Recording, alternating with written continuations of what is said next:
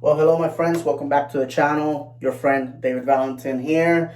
Today, in the bathroom of one of the bathrooms of my state, my big mansion. Quite honestly, it's the only place where I could record that my kids or my wife were not screaming. Anyhow, we're in the colors of Stevenage Football Club, founded in 1976 in jolly old England. Why do I follow this club? That's what we're here to talk about. My friends, as you know, in my channel, I post a lot of stuff about Orlando City, the club here in the city where I live. I live inside the city limits. Going to the stadium is only what a 15-minute drive for me. And of course, why will I not support my local club? But how do I fall in love, head over heels, for a tiny little club in another country? A country I've never been, a city I've never been to, and a team that right now is fighting to regain its form. I'm going to tell you that story, and that's the purpose of this video. If you have followed me for a while on social media, by the way, that is at Florida_man76 on Twitter, or at 407rootboy on Instagram. You will know that I also follow Maccabi Haifa, which is in the first division of Israeli football. That's a story for another day. I was introduced to that team through co-workers. I worked for an Israeli company, and I was introduced to that club. And again, that's a story for another day. So today, Stevenage. How do I come to follow Stevenage? Well, I was on Twitter about 2 years ago, and two friends from Twitter that follow Orlando City happened to be discussing Stevenage. Well, Taylor Williams, who's the individual that runs what has become Orlando City UK, a supporter group of like-minded individuals, primarily in the UK, but also in Europe, who basically, it's like, I will say, another supporter group that just is not physically at the stadium on game day. These guys, we're talking about Orlando and all the hardships. And another guy, Kevin, who happens to be a season ticket holder for Stevenage, says to him, hey, by the way, I know that Orlando's having such a bad season, but look at me. I'm a Stevenage season ticket holder. So it's not like I have an English team to fall back on and sort of forget our troubles in Orlando. So Taylor says, hey, guess what? I am also from Stevenage. And I butted in because that's what I do. And I said, please tell me more about the team. So Kevin and Taylor were letting me know about the city, the area, the club, all the struggles, this and that.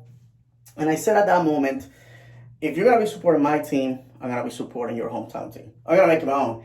And, I know those are empty words for a lot of people, because it's easy to say, oh, I will follow your team, and just forget about it. I had tried in the past to follow a team overseas, especially in the UK, and like all Americans, I tried to pick a team in the Premiership, because that's what Americans do. But it felt not sincere, hypocritical in a way, because a lot of Americans pick the powerhouses that will never see relegation. They tend to pick teams that are always great and everything is fine. And I didn't want to do that. Besides, I needed a connection with that club. Like Orlando City, I live here. The players live here. I get to run into them. The club represents my community, represents who I am, my essence. But with a team overseas, it's different, because you don't live in that community and you are invited to the party, but you sort of feel like a distant relative that gets to come by in the holidays and just feels a little out of place. And that, to be honest with you, happens to me sometimes. But I follow with my word, and I start following Stevenage. First things first, to follow a team in the fourth division of English football requires commitment. It's not free on TV, it's not on ESPN Plus, and none of these other things. I found out the hard way that here in the United States you can follow Premiership on network television and cable, Championship and League One on ESPN Plus. But with the fourth division, you actually will have to pay money to gain access to the games through the EFL app. And that's what I do. I actually pay about $22 a month to gain access to the iFollow service and actually watch Stevenage. So imagine that. I am paying extra. But I always felt that because about 80% of what you pay into the service goes to the club, well, this is my way to help out a team that really needs the support of the supporters, because it's not gaining any big time money from networks, from television, all that, from selling gear. And so I felt, well, I can't go to the games. This is my way of paying my ticket, if you want to look at it that way. And so I started following Stevenage on one of the craziest seasons I ever seen, because Bury was kicked out of the EFL in a team that previously had been in League One. That meant that there was going to be a reprieve for the team that will arrive on the 23rd position, usually 23rd, 24th.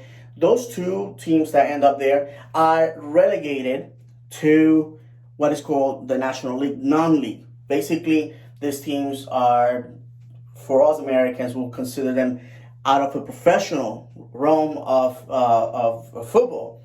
And this is devastating. A lot of teams that fall that back into the pyramid do not recover. Some disappear. As the story progresses, we're going to talk about that. And the folks at Stevenage have worked really, really hard to get the team towards that today. Founded in 1976 after other clubs had failed, Stevenage is just as old as me. I happen to be born in 1976, in August to be exact. And is in 1996, they had the opportunity to move on into the EFL, into the English Football League, but they were denied based on the grounds and finances, because that's another thing for all you folks here in the United States that love to talk about pro relegation as the magic pill that will solve all the problems when it comes to our sport in the United States and Canada. Well, guess what? Money talks. And unfortunately for the folks at Stevenage, that wasn't the case in 1996. So they will have to wait another decade and a half before they will see their club move up to the EFL. And that happened in 2010. And magically, not only were they promoted from the National League to League Two, that first year in League Two, they got promoted to League One. And after a few years in League One, unfortunately, they were relegated. And that since they have been in League Two. Last year, after years of basically being in the middle of the table club, they were facing relegation. Imagine that out of 24 teams, only one was going to get relegated. It looked that the stars were lined up for Stevenage to face the music. That after 10 years in the EFL, the time had come for them to say goodbye. So, what ended up happening is that after flirting, coming in and out of the relegation zone, a team, Macclesfield Township, this club ran into problems for not paying their players and was deducted a hefty amount of points, putting it close to the relegation zone. So the debate was if it was okay to relegate this team based on not paying the players versus a team that had definitely earned a relegation by being poor on the pitch. At the end of the day, the EFL made the decision and deducted enough points that Stevenage was allowed to stay in the league. Macclesfield was relegated to the National League, and Macclesfield, at the end of the day, ceased to exist. Their financial issues were such that the National League said, sorry, we can't have you, and the club ceased to exist. And now that fan base and the groups to be in that city are working to bring back the club as a Phoenix club, different name, but same essence, probably different colors, who knows. But and that's a sad thing, to be honest with you. I, for one, have followed teams that have disappeared. Tampa Bay Muni in the beginning of the MLS, Puerto Rico Islanders, Puerto Rico Football Club in the NASL and USSL. And so I know what it is to put all your efforts, all your energy, all your hopes and dreams into a club and for it to go away. So that's it. For all you guys that are MLS fans, there's a great connection between Stevenage and MLS. Gary Smith, who this year was manager for Nashville FC, bringing them from expansion to playoff position, had also been here as a manager of Colorado Rapids. As a matter of fact, he left Colorado Rapids to go take Stevenage a few years back. Unfortunately, under his leadership, the team went from being top 6 in League One to basically being relegated. So that was the greatest point in the history of Stevenage being in League One, and since they've been trying to fight to get back on. Now, on a personal level, when I started following the club, on social media. The fans have embraced me, and I appreciate that, because for a team on a smaller city, a team that is let's face it, it's in the lower leagues of professional football, all of a sudden Stevenage finds itself front and center, and all these foreigners are coming in, and it will be very easy for them to say, okay, dude, thank you for the support, blah blah blah, and keep me at arm's length. It has been the opposite. They have embraced me. They have treated me as one of their own. I talk to the guys and all that, and I really like that, the fact that they are welcoming. It's always important when you start to follow a club, especially a club that is not in your regional area, it's not in your country, to be accepted by the fan base. And that doesn't always happen, because, like I said, there's always usually people that are very tribalistic about their club and their culture and everything, and they will not be as welcoming or accepting. One of the main things for Stevenage is this right here, Burger King. The fast food chain, which is usually associated with the United States, now it's more of a Canadian brand based out of Toronto. They sponsor Stevenage, and because of this sponsorship, they have put the club on the map. They have done a lot of things on social media to promote the club, on FIFA, on games and things. And quite honestly, I did a lot of research trying to find out if there was another football club in the world where Burger King is the sponsor, and I couldn't find anything.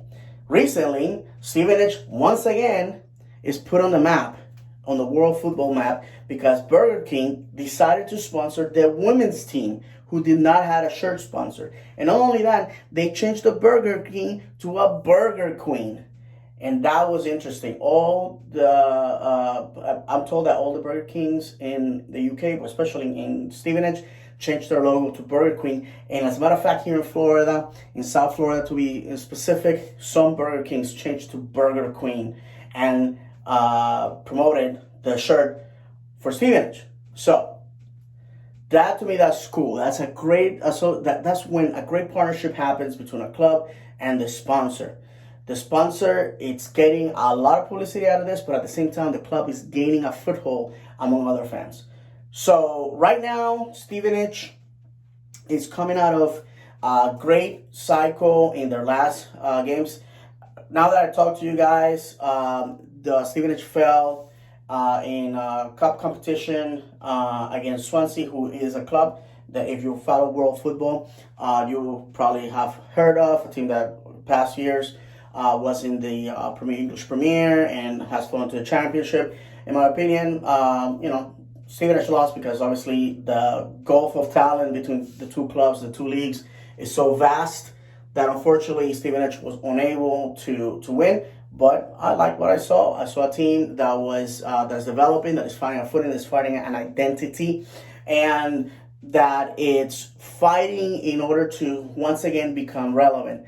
And that's the beauty of it. That's the beauty of following a team in the lower leagues, is that you get to partake on the journey. As a matter of fact, before the 2020 season started, I went to the Orlando City team shop to purchase some things before the season started. And the guy behind the counter looks at my shirt and goes, "Wow, Stevenage, Tell me about it. I see the Burger King. What's that all about? And this right here is what starts all sorts of conversations. Burger King. I have people walk across the street to say, "Hey, I saw your soccer jersey. What about Burger King? What's about that? Please tell me the story." And it's an opportunity to introduce this great football club to new people. And the guy at the store said, "Hey, tell me all about it." And so I told him about the story that you guys have heard. And he said, "Well, that's awesome, because now you can follow that journey. And who knows, maybe one day they will be in the premiership, and you get to gloat and tell other people, 'Hey, I was following this team from the very beginning.'" So that's the story about why I follow Stevenage. I think it's genuine, the love, the affection that I have for the club. Obviously, the fans have made it very easy for me to be accepted, to be welcome. It's in my plans to go to to go to England to watch a live game as soon as possible. Obviously, COVID, being laid off from my job, having to start over at a new company, all that has thrown a monkey wrench in the engine of those plans. But it's definitely in the works. Every time Stevenage plays, 9 out of 10 times, I'm watching, I'm rooting for my club, because it's my club. It's just like the great Dennis Bergkamp said once, you don't follow a club for the wins or the losses or the championships or the players. You follow it because you found a place where you belong. And that's how it has happened to me. And I hope that if you're watching this and you want to expand your football fandom, and I invite you to go out there, start watching games, start trying to find a connection. Perhaps if you're here in the States, your ancestors came from a particular country or a particular city. Find a team in that city that you want to follow. I mean, I think it's great to do that. But that's how I ended up with Stevenage. Quick info here about them. They're also known as the Borough, and I know I'm not pronouncing that like my English friends do, but it's because originally the name was Stevenage Borough Football Club. They were formed in 1976, like I said. They played their grounds Broadhall Way, also known as the Lamex. That's the sponsor of their grounds. Has a capacity of 7,800. The chairman is Phil Wallace. The manager is Alex Ravel. They're playing in League Two, like I said. And one of the things about their grounds is that it brings back memories to me of following Orlando City in the USL, in the lower divisions of American football. It felt back then, if I can say for a second, go back to Orlando City. Back then, it felt like a little club, like a little tribe. Everybody knew everybody. We were all there to support football in a landscape of sports in the United States where soccer, football is not, at that time, was not really popular. Now it's becoming a thing. And we knew all the players' names. The players knew us. We knew them. So I like that fact that their grounds are still small enough that gives you that hometown flavor. But obviously, I want Stevenage to outgrow that and to be promoted and to continue to be promoted and to grow as a club. I think their location in the UK gives them a privileged advantage. A lot of clubs in League Two especially are from big cities where there's Premier and Championship teams that take all the fandom, all the not the dollars, but the pounds available from the fan base, and there's very little left for these smaller clubs to thrive on. Stevenage is on its own in Stevenage, and it can definitely grow, even though it's in that periphery of London, but it can grow and be on its own. One of the things that a lot of people that I know, that I have talked to about Stevenage, they always tell me, "Oh yeah, Stevenage, I know where that is. I usually stop there for gas before heading out to London," or something like that. So I think that sometimes things just happen just because you feel that kinship. I grew up in the city of Bayamon in the island of Puerto Rico, which is a suburb of San Juan, and it's just like Stevenage. It's just a city right before you go into the capital. And so I know what it is to be close to the seat of government, but far out enough that you are your own thing. So perhaps that's why I have that feeling. I don't know if that translates into what I'm trying to say. It's just being in the periphery of a big city, but still have your own identity. So I've talked to for 20 minutes about that. If you have never heard of Stevenage, please check them out. On YouTube, Stevenage has a channel where they put all their highlights and all the videos about the club. Like I said, if you have the room for another club in your fandom, this is where it's at. They're fun to watch. You're coming in at the right time. Last season, complete nightmare. But now Stevenage is trying to get their footing and to move forward and to make it happen, make it fun. I think this is a year where we may see Stevenage being promoted. I firmly believe it. And I know a lot of people are laughing about that. And a lot of people, and I even doubted it myself at times and so far this season. But I think that we have the talent and we have the energy and we have the grit to make it happen. And if we don't, at least we're going to stay in League 2 to try to make it happen another year. With that said, if there's any fans from Stevenage, I hope I have done justice to our club. This is pretty much my story of how I came to Stevenage. Not going into too many details because, like I said, I'm still learning as I go. Obviously, still learning the history, still learning everything. All I can tell you in lame terms is it's fun football. It's fun to watch. It's a bunch of players with a lot of hunger and a fan base that takes no crap from anybody, that has been behind their club and they support it. You can always tell a lot about how fan bases behave in adversity, because if they are there for the bad times, when the good times roll, watch out, because that's when the energy is going to be taken up to 11. With that said, thank you for watching. Hopefully I'll be able to put out some more football content. I know I have deviated a little bit here and there with some of the videos that I have posted. And obviously when the MLS season returns, we'll be able to crank a lot more videos about my local club. And I don't know, like I said, my channel is morphing, is evolving as time goes by, and I will always post things that I think that are interesting and that you may be interested in. With that said, come on, you Bora. Let's go, boys. Let's go do it. Remember, football is the universal language. Football will make you cry of joy or anger. Football is cruel and unpredictable. Football is football, and that's the way I like it. See you guys.